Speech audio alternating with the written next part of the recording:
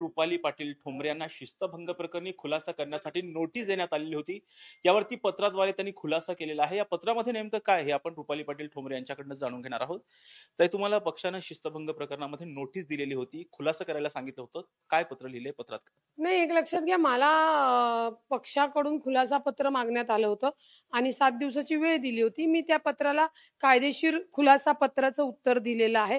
एकतर त्याच्यामध्ये आयोगाच्या म्हणजे राज्य महिला आयोगाच्या अध्यक्षा व प्रदेश अध्यक्षा यांच्याबद्दल माध्यमांसमोर काय वक्तव्य केलं त्या संदर्भात मध्ये खुलासा मागण्यात आला होता.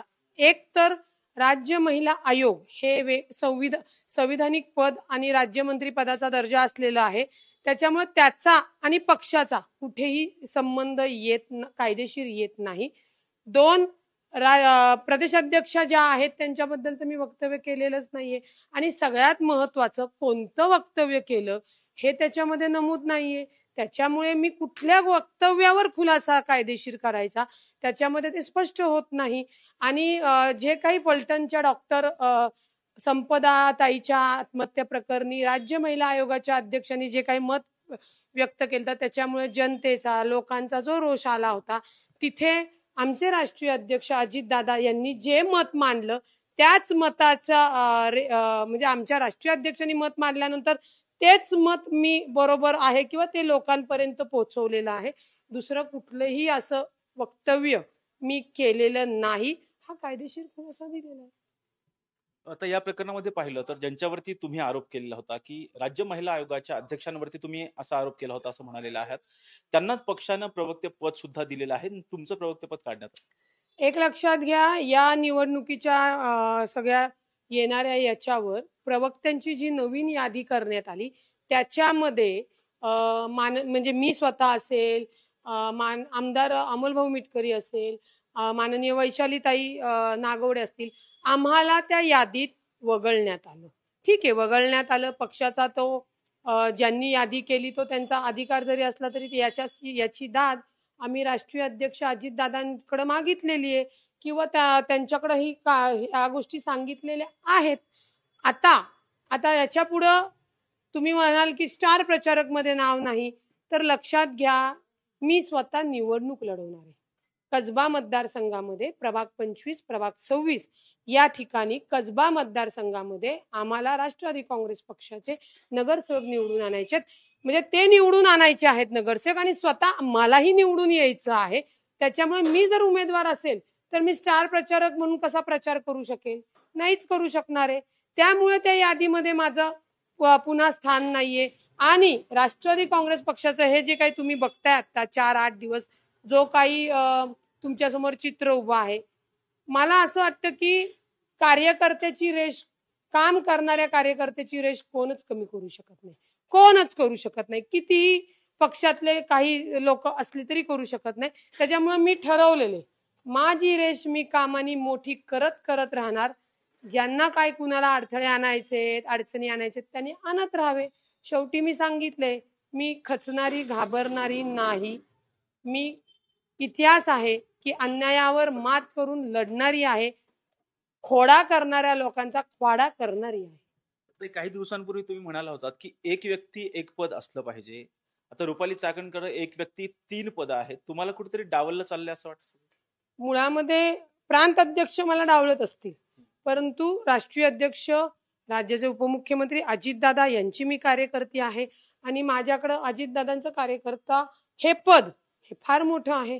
ते मला कुठल्याच कामापासून लांब ठेवू शकत नाही. त्यामुळे ठीक आहे ना, जरी समजा उद्या मला तुमच्या माध्यमांशी बोलायचं झालं तर एक ऍडव्होकेट रुपाली पाटील ठोंबरे, माझी नगरसेविका किंवा नगरसेविका, अजितदादांची कार्यकर्ता म्हणून तुमच्या समोर बोलू शकते.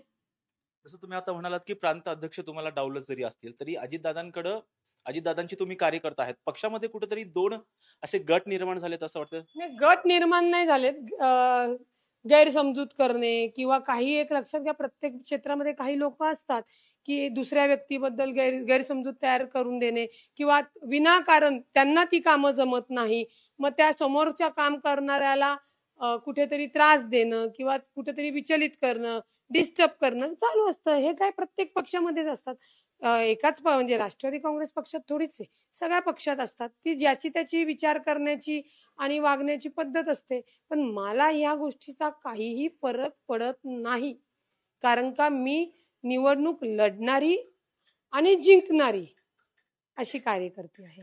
ताई, माधवी खंडाळकर प्रकरणाच्या नंतर तुमचं प्रवक्तेपद गेलेलं होतं. तुम्ही अजित पवार यांची भेट घेण्यासाठी सुद्धा गेलेला होता.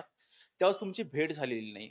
यानंतर दादांसोबत काही चर्चा वगैरे झाली का? ऐका ना, मी तुम्हाला परत सांगते, माध्यमाला विनंती आहे की माझी भेट झाली नाही हे तुम्हीच लावलं.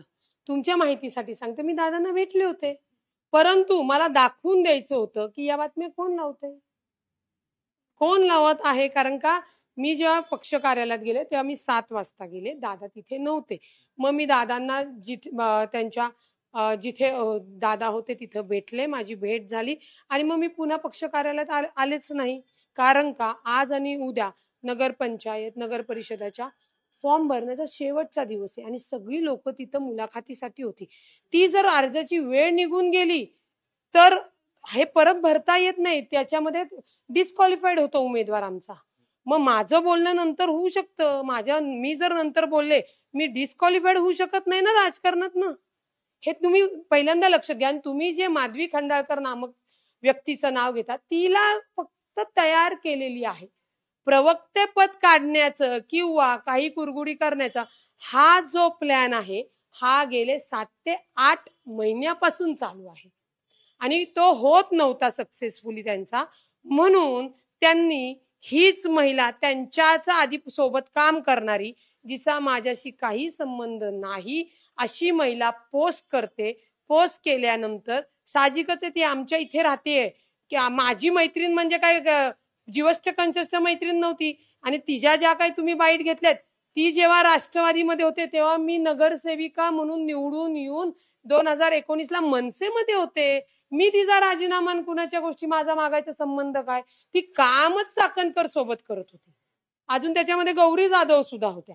आता पक्षात नाहीये, काम करत नाहीये, कुठे गेलं त्याच्याशी माझा काहीच संबंध नाही. त्यामुळे माधवी खंडाळकरचा इथं कुठेच रोल नाही. त्यांना ते माकड म्हणतो ना आणलं होतं त्या याच्यामध्ये, तसं आणलेलं होतं. पण त्याचा कुठलाही संबंध प्रवक्ते पदाशी किंवा कुठल्या गोष्टीशी नाहीये. हे सगळं पहिल्यापासून 8 महिन्यापासून. माधवी खंडाळकर आता आली 8-10 दिवस, म्हणजे आता 28 तारखेला तिने पोस्ट केली होती, तेव्हापासून आली. त्याच्या आधी संबंधच नव्हता.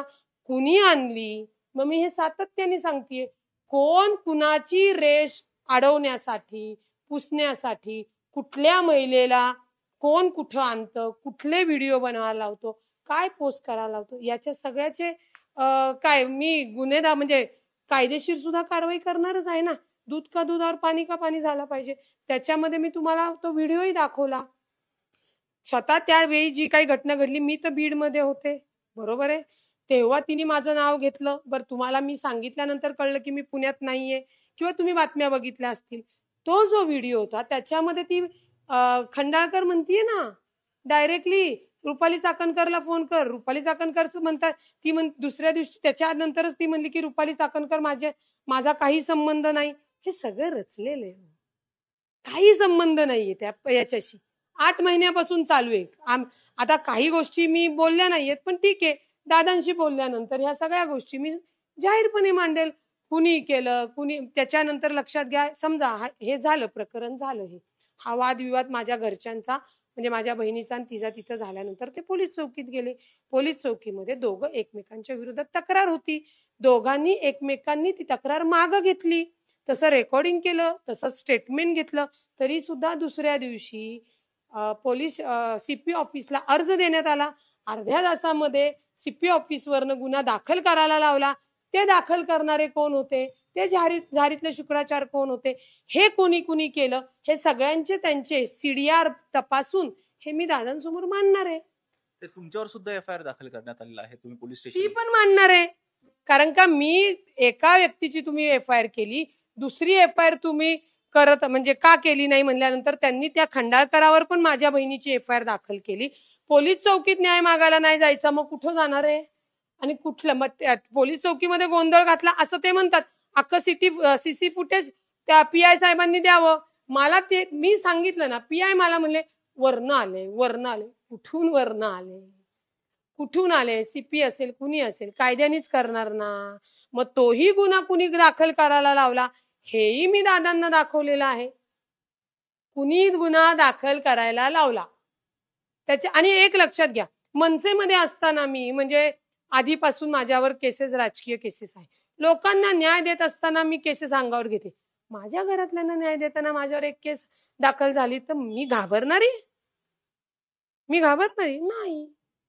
काही फरक पडत नाही मला. उलट त्यांचे चेहरे समोर येत आहेत आणि म्हणजे मी ती व्यक्ती आहे की मी त्यांना ते फेस तर करू शकते. इतर कुठली महिला असती तर फेस करू शकली नसती. तिने राजकारण सोडलं असतं. मी राजकारण सोडणार नाही. मी यांचे बुरखे फाडणार आणि समोर ठेवणार की काय, कशा पद्धतीने काम करणाऱ्या कार्यकर्त्याला, पदाधिकाऱ्याला त्रास दिला जातो, त्याच्या मागचं हे षडयंत्र रचलं जातं. ह्या सगळ्या गोष्टी तुमच्या समोर येतील. का दिला जातोय असं वाटतं? आता जे देतात त्यांना विचारा, व्हॉट इज युअर प्रॉब्लेम, ते मी कसं सांगणार आहे. ते तुम्हाला आता पाहिलं तर सुषमा अंधारे यांनी सुद्धा ठाकरे गटामध्ये येण्याची हो. ऑफर दिली आहे. शिंदे गटामध्ये सुद्धा या बाबतीमध्ये चर्चा आहेत. काय सांगाल, तुम्हाला काही या बाबतीमध्ये संपर्क झालेला आहे? एक लक्षात घ्या, मला एक खूप राजकारण म्हणजे राजकारण घाण झालं असं सगळे म्हणतात, पण मला एक खूप समाधान मिळालं की या राजकारणामध्ये राजकीय पक्ष हे चांगले आणि नेतेही चांगले आहेत की ज्यांना काम करणाऱ्या महिला भगिनी आपल्या पक्षात हव्यात. मला सुषमाताईच्या माध्यमातून उद्धव बाळासाहेब ठाकरे पक्ष असेल, त्याच्यानंतर शिंदे शिवसेना साहेबांच्या पक्षातील असतील, त्याच्यानंतर भाजप आहे की ह्या लोकांनी विचारणा केली म्हणजे आपण कुठेतरी चांगलं काम करतोय याचंही मला समाधान मिळालं आणि राजकारणामध्ये चांगली कामं करणारे नेते, अध्यक्ष आहेत याचाही प्रत्यय आला. अर्थात ह्या होत्या राष्ट्रवादीच्या रुपाली पाटील ठोंबरे यांनी राष्ट्रवादी काँग्रेस पक्षाच्या वतीने त्यांना जे शिस्तभंग प्रकरणामध्ये जी नोटीस देण्यात आलेली होती, त्यांनी त्या नोटिशीला पत्राद्वारे जे आहे ते उत्तर दिलेलं आहे. व्हिडिओ जर्नलिस्ट शिवाजी साळुंकेसह राजरत्न जोंधळे, टॉप न्यूज मराठी, पुणे.